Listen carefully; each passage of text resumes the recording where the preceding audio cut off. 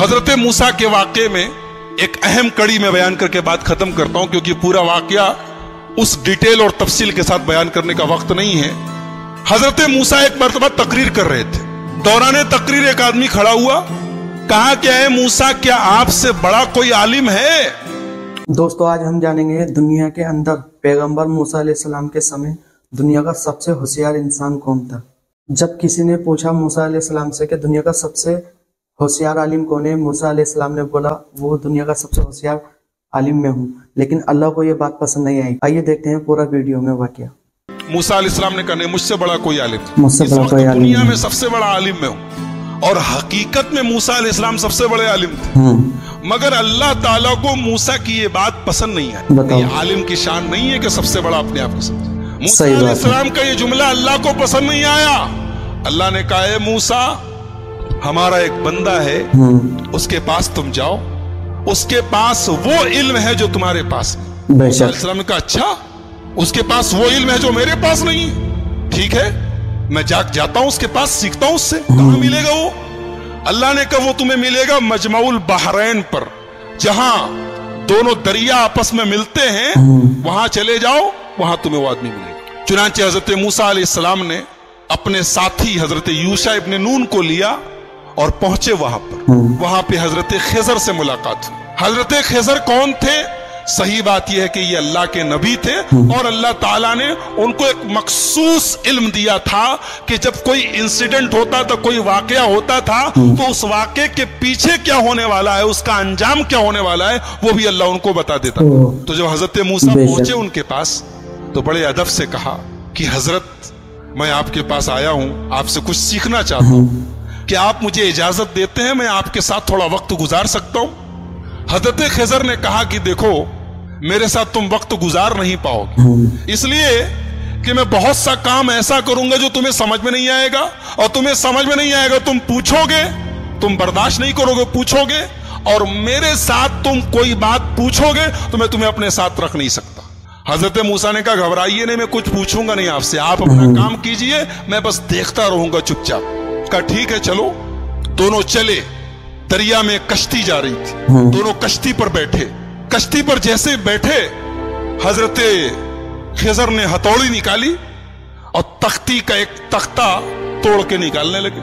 हजरत मूसा ने कहा, क्या कर रहे हैं आप? अरे कश्ती डूब जाएगी, सब मर जाएंगे, सबको डुबोना है क्या? कहा, मैं बोला था कि तुम सब्र नहीं कर पाओगे, तुम बर्दाश्त नहीं कर पाओगे, बोलोगे जरूर। कहा कि अच्छा माफ कीजिए, मैं भूल गया था, अब कुछ नहीं पूछूंगा, अब आप जो करना हो कीजिए, मैं कुछ पूछूंगा नहीं। और आगे बढ़े, कश्ती से उतरे, एक गांव में पहुंचे। गांव में 15 साल का 16 साल का एक लड़का था, अच्छा खासा टहल रहा था। उसको हजरत खिजर ने पकड़ा, उसकी गर्दन घुमा दी, मर गया, वहीं पे मर गया।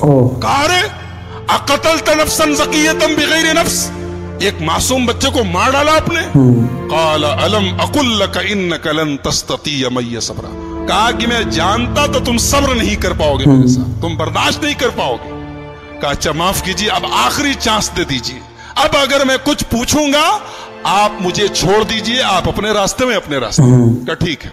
आगे पहुंचे, एक गांव में गए, एक बस्ती में गए, दोनों भूखे प्यासे थे। जब बस्ती में पहुंचे तो वो बस्ती जो थी वो कंजूसों की, बखीलों की बस्ती थी। ये दोनों पहुंचे, बोले हमें भूख लगी है, कुछ खाने को मिलेगा क्या? तो बस्ती वालों ने कहा कि तुम्हारे बाप कमा ले कि चले आए और हम तुम लोगों को खाने पीने को देंगे, चलो जाओ यहां से। भगा दिया उन लोगों ने। यानी एक नंबर के बखील और कंजूस थे, दोनों को एक आदमी खाना खिलाने को तैयार नहीं। दोनों बेचारे भूखे प्यासे थके हारे गांव के एक मकान की दीवार के पास बैठे थे।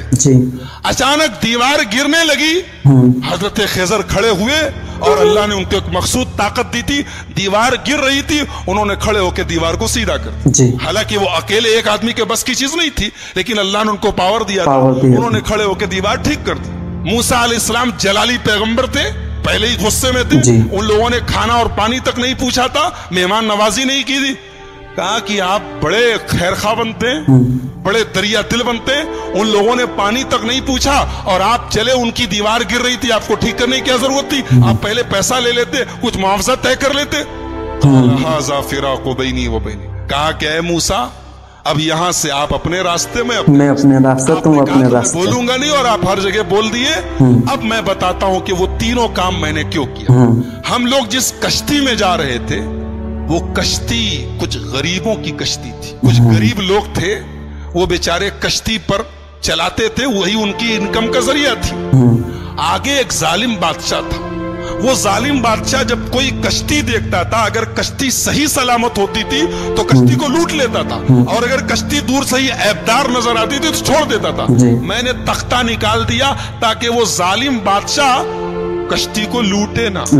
اور جو لڑکا تھا جس کو میں نے گردن پکڑ کے مار دیا تھا، اس لڑکے کے ماں باپ بہت نیک تھے، مومن تھے، ایمان والے تھے، اور وہ لڑکا آگے چل کے اپنے باپ کا نافرمان، اپنی ماں کا نافرمان اور کافر ہونے والا تھا.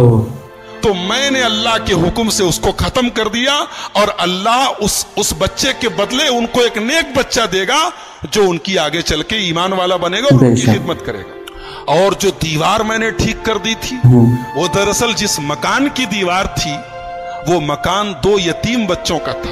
ان کا باپ جب مرنے لگا تو اس نے اپنی ساری جمع پونجی، بچے چھوٹے چھوٹے تھے، ساری جمع پونجی اپنے مکان کی ایک دیوار کے نیچے دفن کر دیا.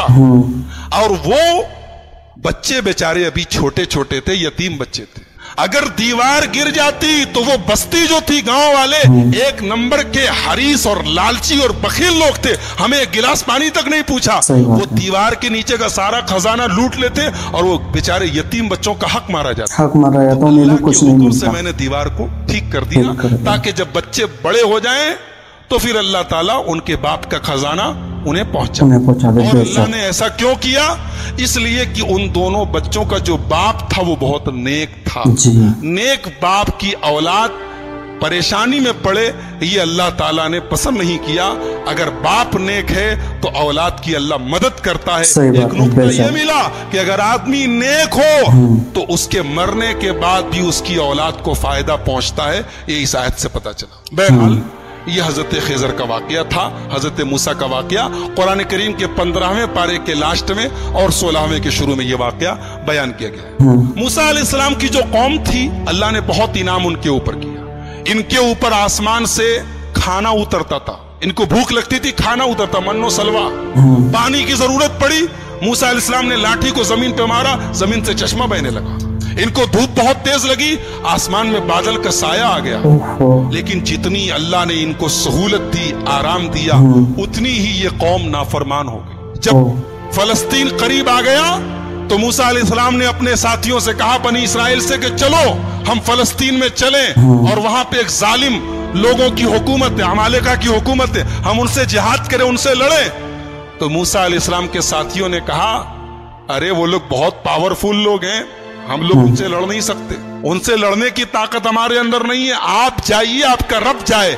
اذهب انت وربک فقاتلا، اے موسیٰ تم جاؤ، تمہارا رب جائے، اور دونوں جا کے لڑائی کرو، ہم لڑنے والے نہیں ہیں. یہ حال تھا بنی اسرائیل کا. ایسے ہی نہیں ہم لوگ سورہ فاتحہ میں پڑھتے غیر المغضوب علیہم ولا الضالین، اے اللہ ان کے راستے پر نہیں چلانا جن کے اوپر تیرا غضب اترا. اللہ نے اس کو جتنا نوازا تھا، اس قوم نے اتنی ہی نافرمانی اور اتنی ہی بدکاری کی. سوچیے اللہ کی کتنی بڑی گستاخی ہے، رسول کی کتنی بڑی گستاخی. کہہ رہے ہیں موسیٰ تم جاؤ، تمہارا رب جائے، تم لڑو، ہم نہیں لڑیں گے. اور دوسری طرف ہمارے پیارے نبی جناب محمد الرسول اللہ صلی اللہ علیہ وسلم جب غزوہ بدر کے موقع پر اپنے صحابہ سے مشورہ کرتے ہیں، اپنے صحابہ سے مشورہ کرتے ہیں اور اپنے انصاری صحابہ سے پوچھتے ہیں کہ تم لوگ کیا کرو گے؟ تو انصاری صحابہ کہتے ہیں، اللہ کے نبی ہم کوئی موسیٰ کے ساتھی تھوڑی ہیں جو کہہ دے کہ آپ جائیے، آپ لڑیے، ہم بیٹھے رہیں گے.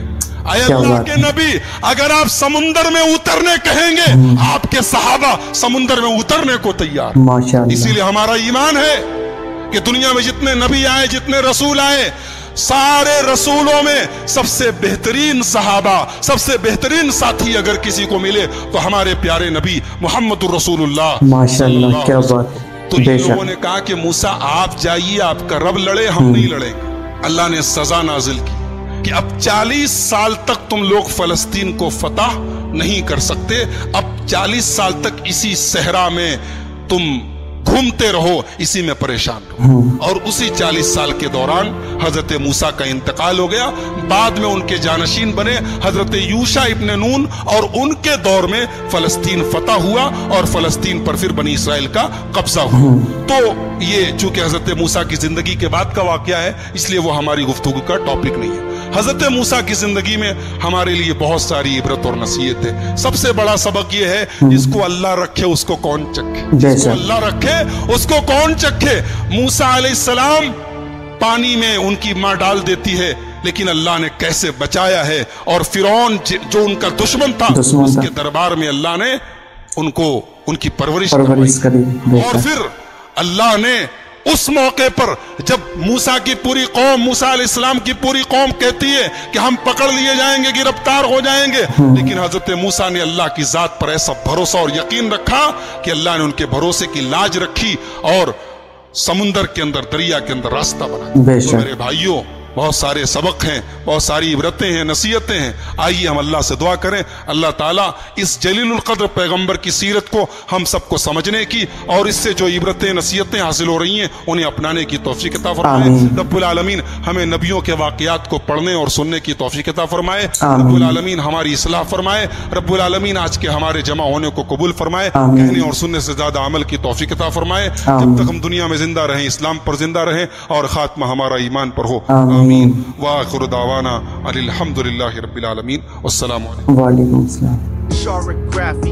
तो दोस्तों, आपको कैसी लगी ये वीडियो? मिलते हैं आपसे अगली वीडियो में। अल्लाह हाफिज।